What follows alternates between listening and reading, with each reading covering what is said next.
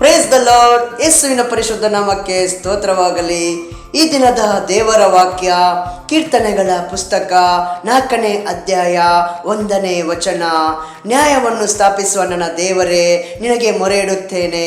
ನನ್ನನ್ನು ಇಕ್ಕಟ್ಟಿನಿಂದ ಬಿಡಿಸಿ ಎಂಬಾದ ಸ್ಥಳದಲ್ಲಿ ಸೇರಿಸಿದಾತನೇ, ನನ್ನನ್ನು ಕರುಣಿಸಿ ನನ್ನ ಪ್ರಾರ್ಥನೆಯನ್ನು ಅಂಗೀಕರಿಸು.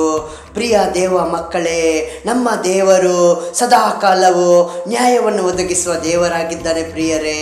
ಆತನು ಸುಳ್ಳಾಡುವ ದೇವರಲ್ಲ ಪ್ರಿಯರೇ. ನಮ್ಮನ್ನು ಎಲ್ಲ ಇಕ್ಕಟ್ಟಿನಿಂದ ಬಿಡಿಸಿ ಎಂಬಾದ ಸ್ಥಳದಲ್ಲಿ ಸೇರಿಸುವ ದೇವರಾಗಿದ್ದಾನೆ ಪ್ರಿಯರೇ.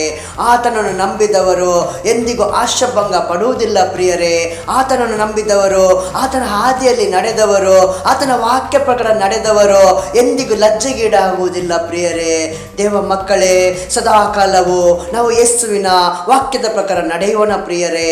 ಏಕೆಂದರೆ ಆತನ ವಾಕ್ಯವು ನಮ್ಮ ಕಾಲಿಗೆ ದೀಪವು, ನಮ್ಮ ದಾರಿಗೆ ಬೆಳಕಾಗಿದೆ ಪ್ರಿಯರೇ.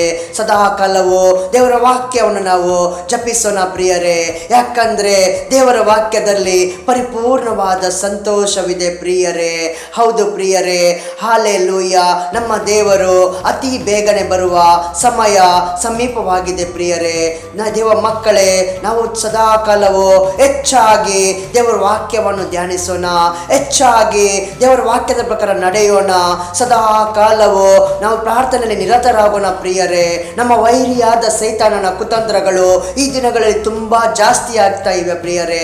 ಆ ಸೈತಾನ ಎಲ್ಲ ಕುತಂತ್ರಗಳನ್ನು ನಾವು ಜಯಿಸಬೇಕು ಪ್ರಿಯರೇ. ಆಮೆನ್.